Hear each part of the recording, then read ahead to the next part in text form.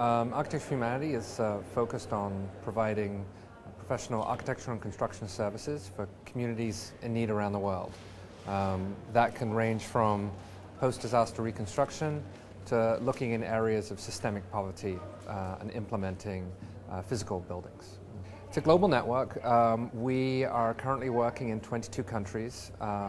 We have about 4,500 volunteers actively working on projects, and I have a staff of about 100 building professionals working on projects. Some of the toughest challenges we've had have been working in very austere environments, post-disaster situations such as Haiti or India after the tsunami of 2004. But they've also been the most rewarding. So, the bigger the challenge, the more reward, I guess.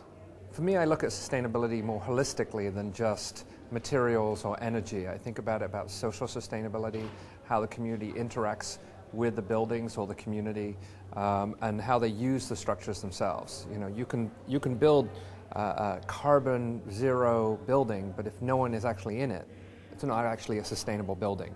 It's just yet another structure. So we have to make sure that the buildings that we build are inhabited and used and loved in order to really be utilized correctly.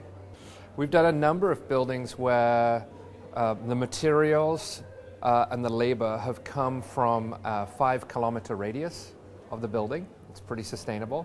Local materials, local labor. We've introduced new technologies of construction technique as well as natural ventilation, so that's a very low-tech solution to sustainability.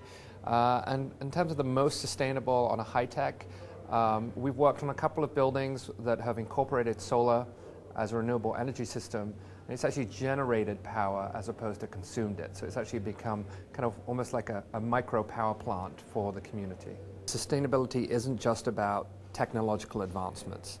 It's about how can we make it more inclusive, how do we look at sustainability for the kind of non-developed countries, because they're the ones who are really going to be transforming over the next decade. They're going to be gaining electricity, they're going to be gaining access to water, they're going to be beginning to consume a lot more, and we have to be ready and prepared for the kind of billions of people that are about to kind of switch on power and be involved in a kind of consumer lifestyle that we've become so accustomed to.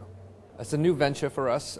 We're doing an international design competition called Unrestricted Access, and it's to try and get designers to rethink military sites around the world. These are large, very well-built structures that are often left abandoned, and every year we spend billions of dollars doing environmental remediation on these sites, but they're never used, or they're rarely used. So the question is, can we re-envision them for public use? And so we're just about to start work on a number of those sites.